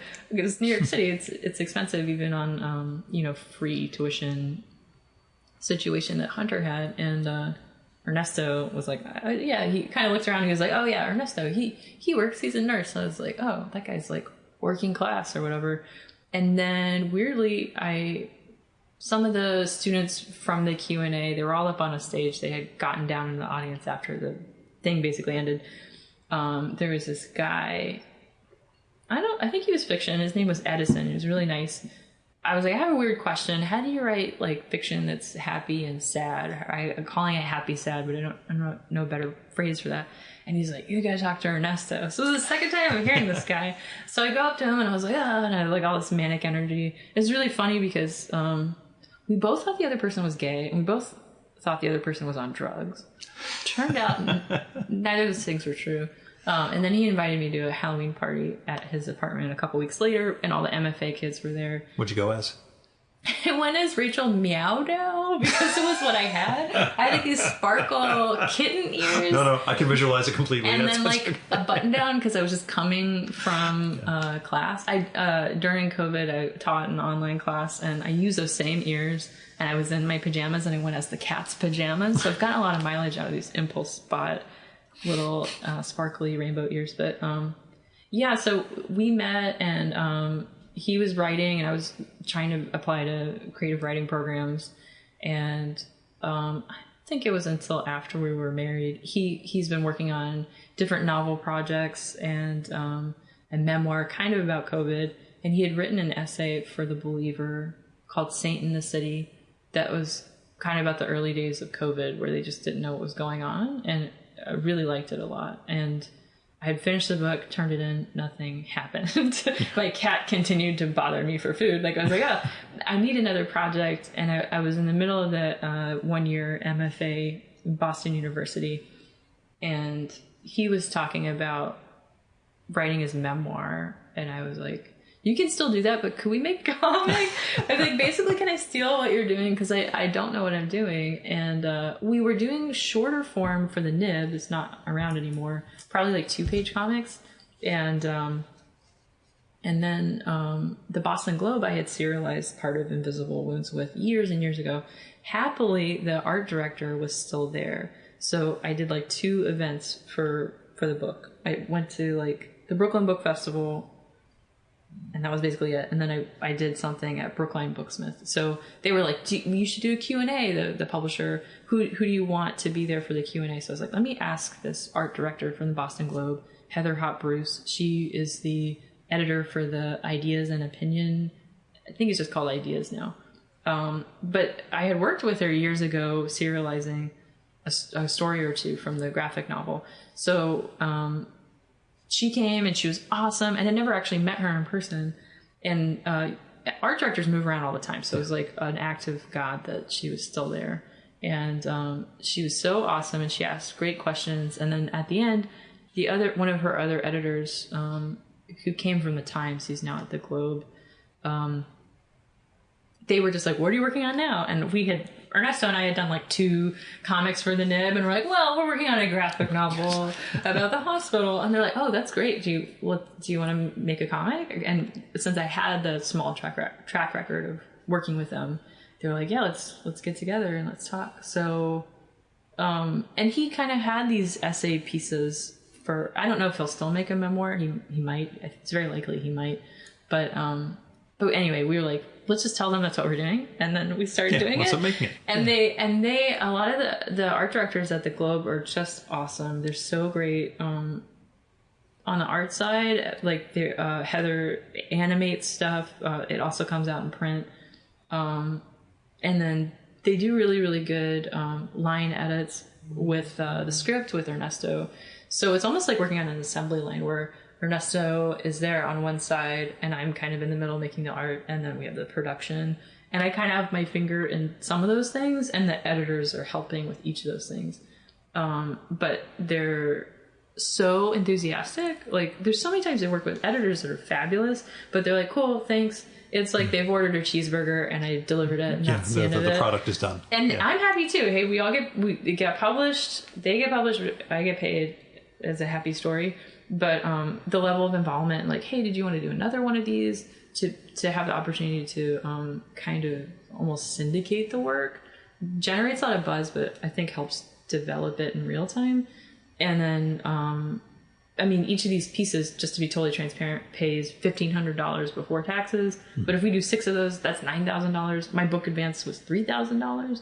So we're... As you said, there's no money in nonfiction comics themselves. But I'm like, hey, that's like $6,000 more than my book advance. And we're getting real-time edits versus like no shade to Fantagraphics. They're absolutely amazing. But like, I finished it. And then once you turn in a finished thing, hopefully they don't have a lot to say. So they didn't really have too much to say. But if you want the type of editing thing that I think a lot of us think that's what editing is there's this collaborative component. This has been really, really such a blessing because they're involved. But sometimes you're like, I don't want you to be involved, but they're involved. Sometimes it can be like that where people have opinions. You don't necessarily want someone's opinion. But on the other hand, it's just... That's what's made me a good cartoonist, is the editors at the Nib and just any place that's been nice enough to publish my work. If they've had opinions, the editors at Virginia Quarterly Review, Paul Ray's, they're like, I don't care about this. Like, they're really blunt. You're like, shots fired. But you're right. So I think they get you to think critically about your work. And it can be very painful in the moment, but they're not trying to be jerks. But then you step back and you're like, wow, I can't believe you made this. This looks really, really great. So it feels like this is the Crucible first draft, and that hopefully these 6 pieces, we're on the 4th one now, will be a bouquet we can bring to a publisher and be like, publish this, please. They're fantastic. I was going to ask about the animation side of things, because I had to look at them digitally before seeing them in print here. And they are... again, they're the scroll, so it's a different way of being a guy in his 50s. It's a different way of reading comics that I'm used to, and it's I'll keep scrolling, things are starting to move on the panel, or the annotations show up, or some of the little sound effects that are embedded. Oh my God, yes. For that one in particular, where it's about the sounds inside the ICU, it's doing something with the medium. Having it in print is a different way of seeing it, and then how this would get formatted as a book is another. Oh yeah. That was a big obstacle with the graphic novel. I thought, I'll just kind of squish everything together that was for a giant newspaper page or for a little zine or something, and it all work out. And proportions turn out to matter. Yeah. And I was like, and then also wanting to regiment each chapter to be the same length. I thought, well, they can all be different lengths. I was like, it just looked not great. So I was like, I think I need to go back and basically redraw the book. So I went back and did all these thumbnails and got all the chapters to be the same length and added where I need to, or shrink stuff down. Most of the time adding something. And kind of redraw stuff for better or worse. What was it like revisiting the earlier stuff? Because it sounds as though this was sort of your, we'll say, learning to cartoon. Yeah, in some ways, and then going back and kind of, it was either fixing or just, adjusting, as you were saying. It was hard. Like Paul's chapter, I don't think the final version looked as good as the first version, but the first version was in this detailed style that I didn't have the gas tank to do that for every chapter. So I was like, I need to find a kind of cartoonier style. Notice that with longer form comics, the first couple of chapters tend to be much more detailed, and by especially the 300 or 400 page ones, by the end it's just, here's the figure, there's no background, just and then it's like that with manga. Like you have these hyper rendered, beautiful, emotion filled faces, and then just like blurred backgrounds, a little line of there's a wall over there somewhere. It's fine. So I'm like, we could do that. I think the way that I'm drawing now is getting more and more simple, and then it was starting to get really cartoony to the point where sometimes Ernesto would walk in and be like, I think you could draw that a little bit nicer. Tighten it up some. Okay. So it's hard to strike a balance between like loose versus tight, and then finding something that feels comfortable, tenable over time, and then also like still looks good. So I start off drawing the Boston Globe thumbnails as goofy as possible. I try to make the worst version as possible so they know I can only go up from there. I was like, this is as bad as it's going to get, because sometimes there's this fear of keeping it going, of like making a gorgeous drawing of like, oh my God, can I make all 40 panels of this look that good? Because some things just look better. It's really interesting. I think it was the second one that has a lot of sound in it. At the end, that story has a salad in it, and that was the most poetic, gorgeous drawing. And I was like, the salad? Because I was like, man, I really hope I get these IV poles right. And I was like, it just turns at that little piece of spinach leaf that's just dancing through the air. I was like, oh my God, it was incredible. I was like, well. So, the things that you think will take a lot of time, take less time, and vice versa. I think it started off pretty cartoony, got really, really cartoony. And then the second one, I started taking better photos of Ernesto since he's the main character. So I would actually trace some of those poses. I'm not great at shoulders and arms and stuff, so he'd kind of be in some casual pose. And then I would trace it, but I'd just give him dots for eyes, which is like so uncanny valley. It's very weird. Yeah. So it had this realism, but I noticed that was something that you could do, like in David Mazzucchelli's City of Glass. The backgrounds are really involved, but the characters are somewhat realistically drawn in terms of detail and texture, but the faces aren't. They're more iconographic. Yeah. And I love drawing portraits, so it's really hard. That was what I was leaning on for so long. I was like, let me just make these portraits really beautiful, and then I don't really care what anything else looks like. So my drawing agenda has certainly evolved from the graphic novel to the stuff I'm working on now, and I've given myself permission to draw stuff kind of goofy and cartoony, and as a result, I think there's certainly things that I miss about the beautiful, rendered, soft, gorgeous stuff. But the stuff I'm doing now, I think, has a lot of heart or storytelling energy. Yeah, it's got some really interesting energy. It has a lot of movement. I keep scrolling. Yeah, I'll put it that way. There are things I've been like, oh, Jesus Christ, I can't read another screen of this. Whereas I will say his writing is really good. I hate to be that girl that's like, my husband's awesome. You found the right guy. Yeah, but I'm like, hey, if you can live with somebody that makes your life easier, but also like happens to want to collaborate. It's funny because he had told me when he was younger he wanted to be a cartoonist, and I wanted to be a writer. I was like, I think we figured it out. We just like got the other person to do the thing that's hard for us, and hopefully one day, like I do have fiction cooking, and I would like to make a novel at some point without pictures. It's funny because I was talking to people that they know I make comics, and they're like, I was telling them about the novel I'm working on, and they're like, but is it a graphic novel? And I was like, no pictures, a real novel. Like, I want to be a real novelist, but it's funny. I want to say, sort of on that topic, because what your goals are as an artist or something like that. The content moving from veterans to like critical care nurses. This is also a man in uniform. Yeah. I love, but I definitely have a crush on him. But also like a bummer of a story, like sick people in the hospital trying to take care of sick people, and then a war without end, and then maybe also the collapse of American healthcare is not the most fun a cartoonist could have. So sometimes when people are like, what do you do? I'm like, I'm a cartoonist. And they like get excited. I'm like, I'm the most depressing cartoonist. Yeah, like, I do nonfiction about really sad stuff. So I'm always joking with my friends, like, I want to draw butts for my next comic, just something silly. But I mean, maybe I could clinically draw like someone running with their gown open. But it's as close as I'm going to get. Yeah. So I was earlier this year I did a piece for the Washington Post about the cartel in Ecuador. I saw that. Oh my God. I can't believe you read it. It's like, it's the worst. And they were like, can you draw decapitated heads? But like kind of. We need the bodies hanging upside down. Yeah. They were like, and I was like, I want to do research for like, how does the cartel decapitate heads? Like, and how do you hang them? Like from the hair, with the short hair. So it's like, there's things I'm curious about that I would like to get right, but also like, I don't want to Google image search if there are photos that exist in that. So some of it was kind of a drag. And recently I got asked to do kind of a more broad, zoomed out thing about some positive things about healthcare. And we're just now starting to talk about it. I don't know if it's going to happen, but they were sort of apologetic either about the budget or maybe the content. They're like, yeah, we don't really know.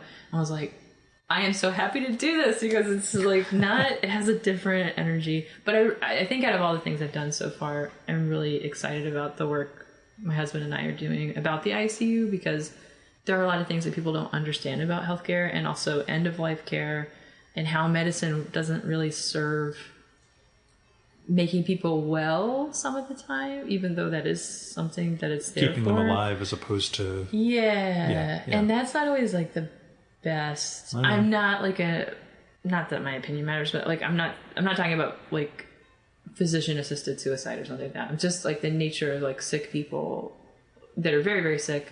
How do you treat them? How can they leave the hospital and take good care of themselves? Is that even possible depending on what's going on? Like there's so many ways to fail other people outside of medicine, and then just seeing like people just doing the best they can in a framework, in a system that's very much broken, similar to like the military works really well on a lot of levels, but it can crush the people that are involved in it. So I think nurses are proud of their work the way veterans are. Healthcare workers are proud of the work, but it's also there's this parallel idea between both projects about moral injury, like what they're asked to do versus like what that actually looks like. They're like, I thought I was going to come here and make people better, but you kind of torture people some of the time.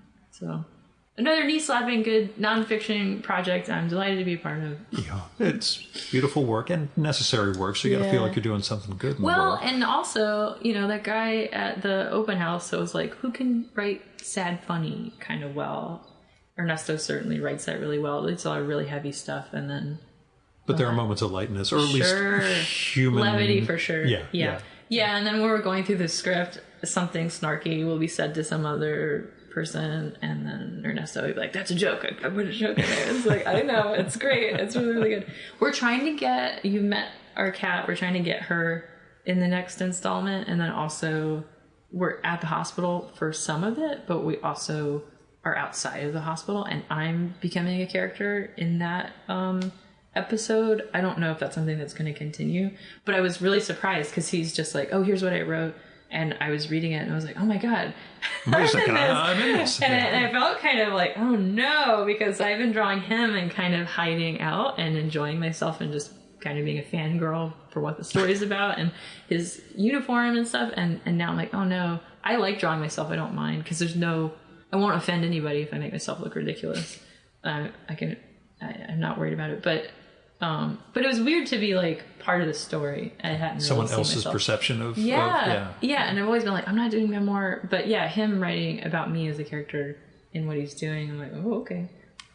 So tell me about male vulnerability. To get back to our opening question, what have you know. learned about it? Oh, I don't know if I've learned anything. I think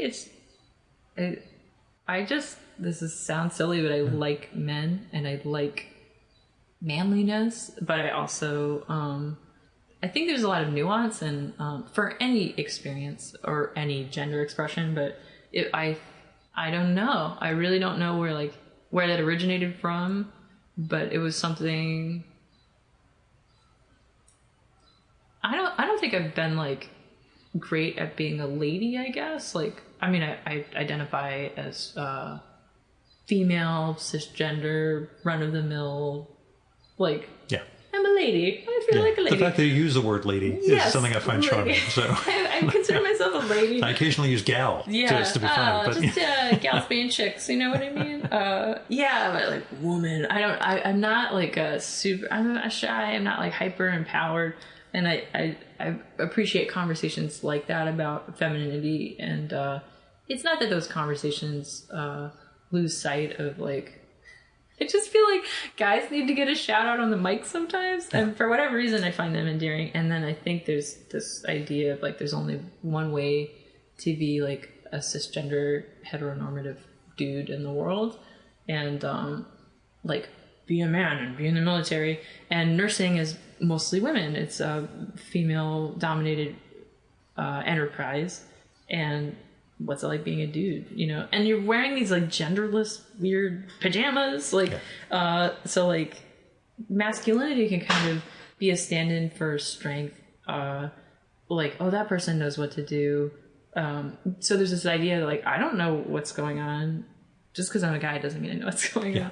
As certain political candidates have shown us recently, they're like, we should get a woman. I'm like, well, no one knows what's going on, but that's a fair point. So I don't think it's like an us versus them or ladies versus gentlemen, but I do think, for whatever reason, I am attracted to the idea of like a male character that sort of surprises you, and that I think vulnerability is just really surprising, and it's, I don't know, the people I grew up around my sister and my mom, and they're like tough people. And I like the idea of the opposite of that. I was like, what if we have a guy that's like really like chill and tough on the inside, or there's something like less obvious about it that I find really intriguing and kind of sexy. So I was like, well, let me entertain myself while I bring the entertainment to you. But yeah, how do you navigate stuff as a person in general? And maybe I'm trying to think if it, like, I guess because I grew up with examples of, like, extroverted women that expressed themselves and had a clear sense of their boundaries. Not to say that male vulnerability is, like, maybe not connected to, like, having good boundaries, but I was just like, whatever the opposite of, that just seems sort of exotic and amazing to me.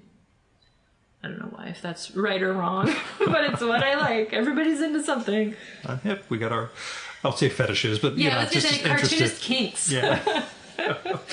Which I guess leads to the second to last question, which is, you did a podcast with Tom Hart, video podcast for like 20 episodes. Yes. Tom's a pal who plots when I told him we were recording, because he said, I talked to her yesterday. She didn't say anything about this. I'm like, well, she confirmed a couple days ago. Funny. So when did you talk to Tom? Just this morning. I zapped him saying I'm recording with Jess in 2 hours. So, anything funny. I should know or ask. And he just, you know, was kind of surprised that you didn't say anything. But that's okay. I know I don't make an impression on people. No, I'm like not reclusive exactly. I just never tell anybody anything. Yeah, no, I'm the same way. It's the, you know, it's a need to know basis. But I love telling people after something has happened. But tell me about the show. Tell me about the experience of kind of talking through what making comics means. It's funny that we like the previous question was about male vulnerability, because sometimes Tom will just like text me something like on the topic of male vulnerability, and it'll be like a video of Michael Stipe singing with like beautiful eyeshadow, and he's like looking longingly at his piano player,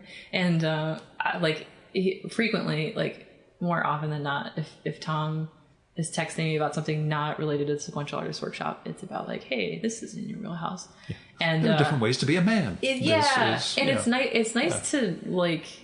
It's nice to see yourself reflected in what people remember you by. Like they're like, oh, Jess would totally like this. I'm like, oh, that's nice that you thought of me, because this is a nice thing. I don't know. So it's. I think that's interesting. But so Tom is a wonderful person, and he gave me a really teeny tiny grant when the Visible Wounds was just zines basically, and he's been really supportive of my work, and we started working together kind of in a teaching capacity, I don't know, 2016 or something. And then COVID sucked, but everything went online, and SAW has been able to do so much online programming. It's been really cool. So I started working with Tom in the graphic novel intensive. That's a 6-month program that runs from roughly summertime to late fall, like June to November. And I did that for a couple of years. And for whatever reason, so in that program, the interface that the Sequential Artist Workshop has is sort of like social media, where students can share their work and then people comment on it. But it's a closed society, but you just have to register. But it's not like Facebook where everyone's on there and there's businesses. It really is like a kind of cloistered arts community, a lot of cartoonists. And so in the graphic novel program, I would notice students kind of having the same comment about a topic over the week. So I would kind of gather those ideas together in one post. They'd be like, oh, so-and-so said this. And then I would just kind of riff on it. And some of those posts are really silly. I had a post called Cartoonists and Cars Getting Coffee. And it was how, like, you don't have to draw a car to draw a car. And there were so many examples of, like, not great drawn cars in comics. And I was so delighted by how intelligent and charming I was. So I went this along. And it's so great to do, like, a little blog post with images. And, it was helpful for the students when I had a really nice time. But Tom, it turned out, was saving all of these, not just the things I was posting, but other people, in a spreadsheet.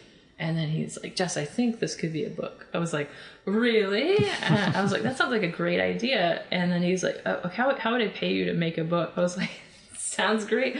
And I was like, oh, I don't even have to have any pictures. I've always wanted to be a writer. This could be really good. It turns out we want pictures, so now I'm drawing the pictures. But I don't think I have any nearby. But anyway, he was like, let's beta test some of the nonsense we've got in our manuscript as a podcast. And I think that he has just had an interest in wanting to do different types of podcasts to promote the school, but also just like have another aspect to some type of online community thing that's not just like liking people's posts. Or publishing anthologies. They do a lot of different things, and he is someone who's always like, let's do that. He has big ideas, and I just do anything he tells me to do. That's not illegal. And he was like, we should make a podcast. I was like, okay. Is that illegal? Yeah, so go on. And so far, is this okay?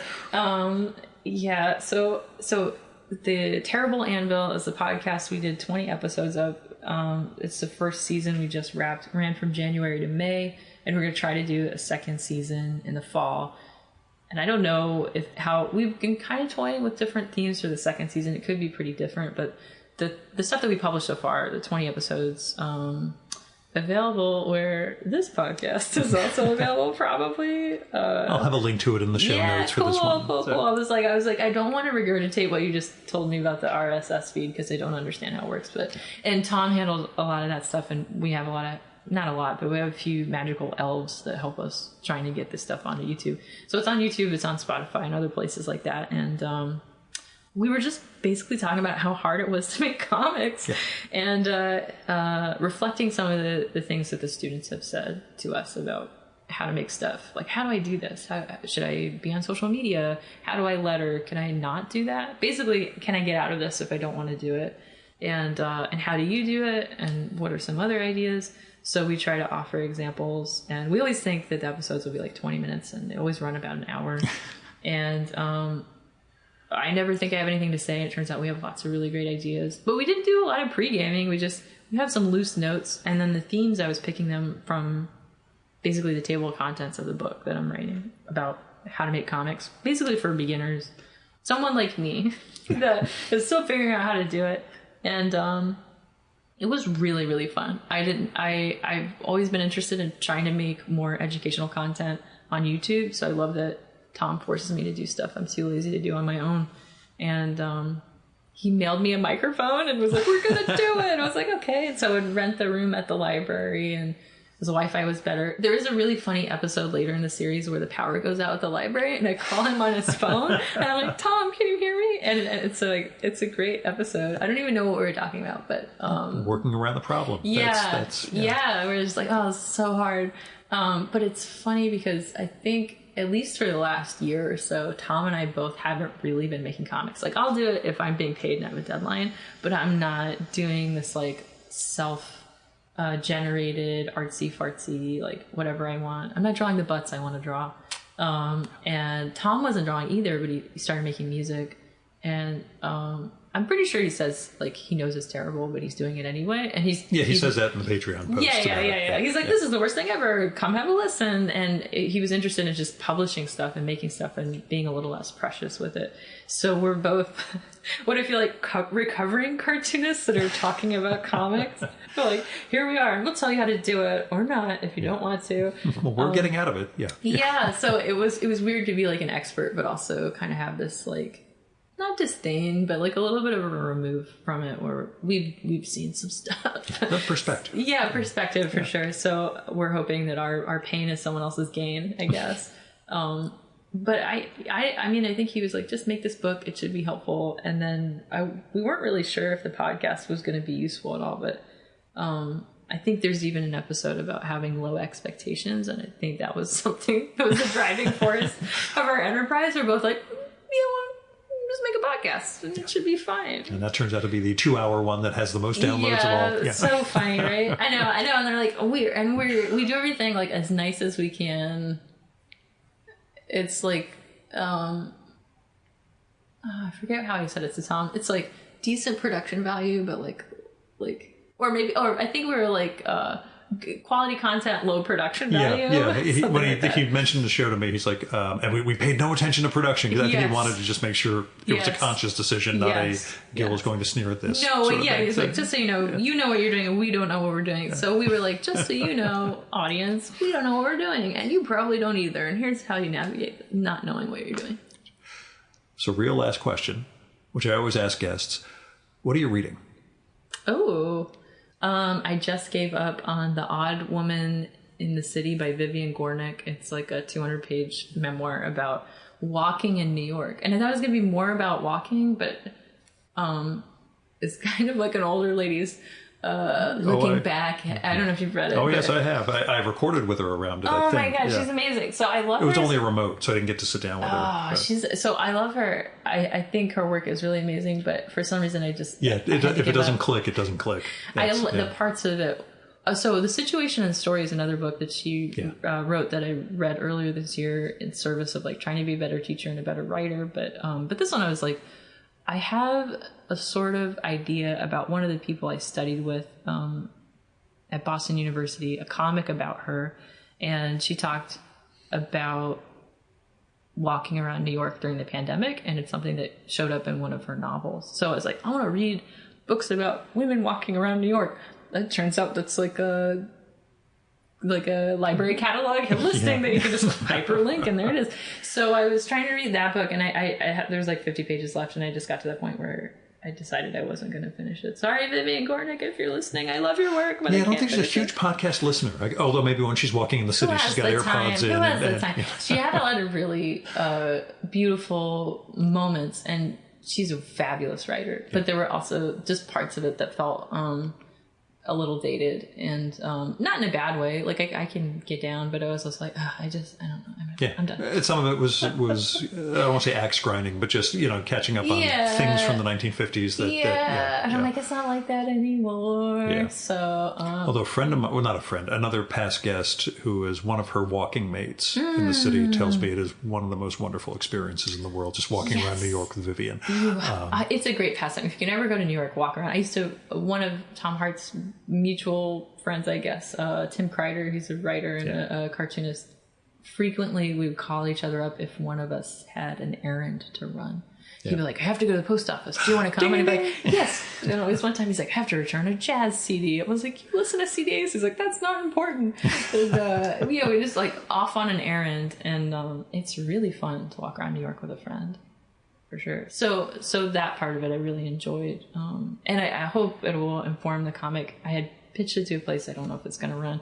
This is as close to drawing butts as I'm going to get. It's outside. We're not in war. We're not in a hospital. It is like kind of COVID-y, but it's a love letter to New York. And I lived in New York for 15 years, so I definitely would have a really good time drawing it. But I don't know if they're going to say yes. So, but anyway, so I was reading that while I was waiting to hear back, and I've given up on it. So now I don't know what I'm reading. I'm not reading anything. I'm sure you now have 2 issues of Haiku for Business Travel, so you could say you're reading those. Yes. So maybe you've heard of it. It'll bore you silly, and you can just, oh my God, I can't believe this guy. But they're short; they're not 200 pages, so I would still finish it. Basically, everything in there is as brief as I can. I did read it. So one of my pals, Adam Kane, he's a cartoonist. He has a series. I think he's done at least 2 of them. A mini comic called Moon Banana. And the last time we hung out, we don't hang out too often. He was sort of like, I make these comics, and I just wish, when I gave people my comics, they would have something to say about it, even my friends. And then he wasn't really saying it to me, but I was like, man, I am a really bad friend. He gave me this comic forever ago, and I never said anything about it. So I took that with me on the bus the other day, and I read it. And he's getting a PhD in English at BU. That's where we met. And he's interested in the absurd and the place I'm getting that vibe. The place of like silliness in literature. So he's trying to make his thesis about nonsense, which is a hard line to walk, I think, in academia. So he's a cartoonist trapped in academia now, but he should be done with his thesis soon, and then he'll be a full cartoonist probably. Hopefully. Not that he's not now, but but you need that qualification. It's cool because his last name's Kane, and I was like, well, now you'll be Dr. Kane, which is like the best Batman villain. I feel like that's just street cred. No, I'm sorry. The best one of all time is a guy I met in my trade magazine days, James Skull, PhD, who of course is Dr. Skull. Dr. Skull. That was my... I feel bad that I have to call him that every time we talk, but I can't not. I can't wait. I can't wait for Adam to get his PhD because it would be great. He'd be like, cartoonist Dr. Kane. That's so good. But Jess, thanks so much for coming on. I can't wait for the next Boston Globe ICU piece. I'm biased, but I think they're really some phenomenal comics, and I'm awfully glad that Invisible Wounds became what it became over time, and that you managed to find a form in which you can pretend you're not writing, even though I'm glad too. I hope the next time we get to chat it'll be a graphic novel that I can autograph another book for you. Or violating your therapist's advice. Yes. Your memoir. Maybe it's already or I think if I can't write a memoir, I will be a supporting actress in someone else's memoir. I'm okay with that. That's fine. I've been the villain in several.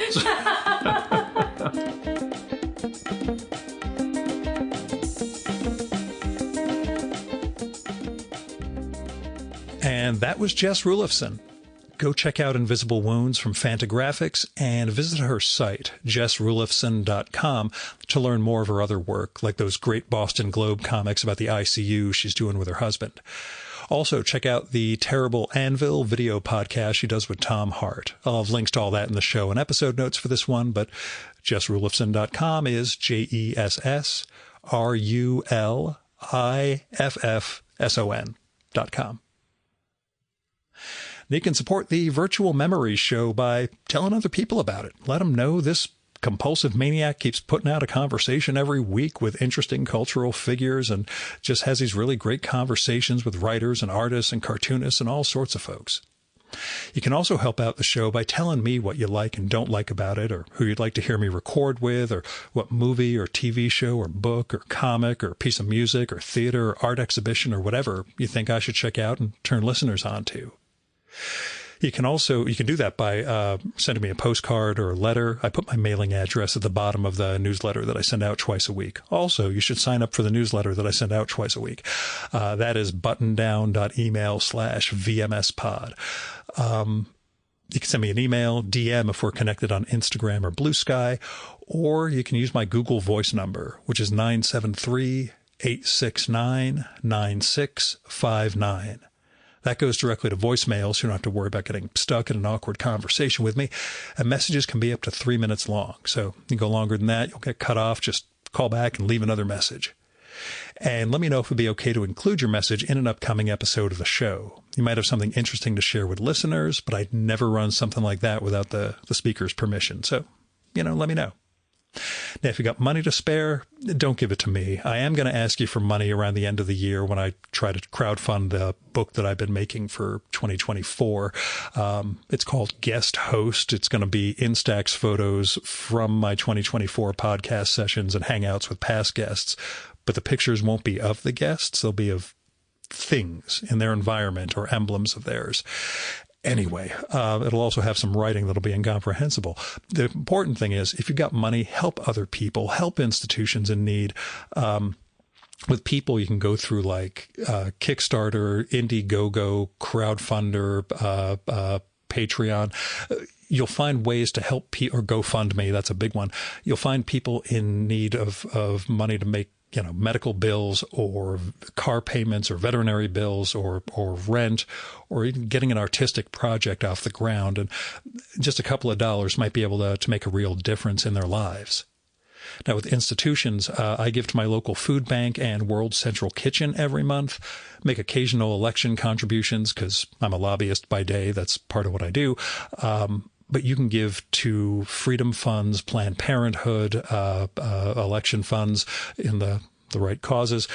There are a lot of things you can do if you've got a couple extra bucks that could help make a better world. So I hope you'll give. Our music for this episode is Fella by Hal Mayforth, used with permission from the artist.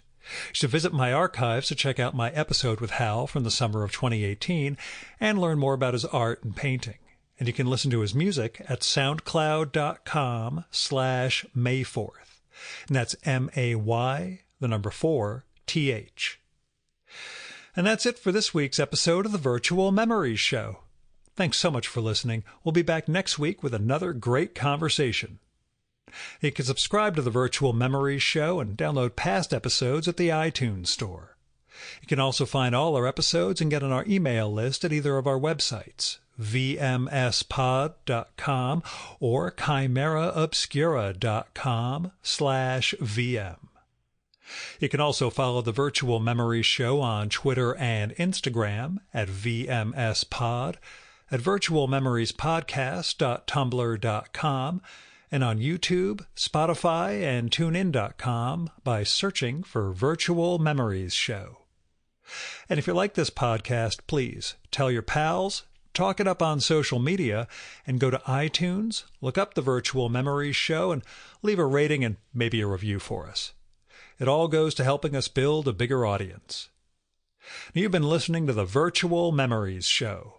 I'm your host, Gil Roth. Keep reading, keep making art, and keep the conversation going.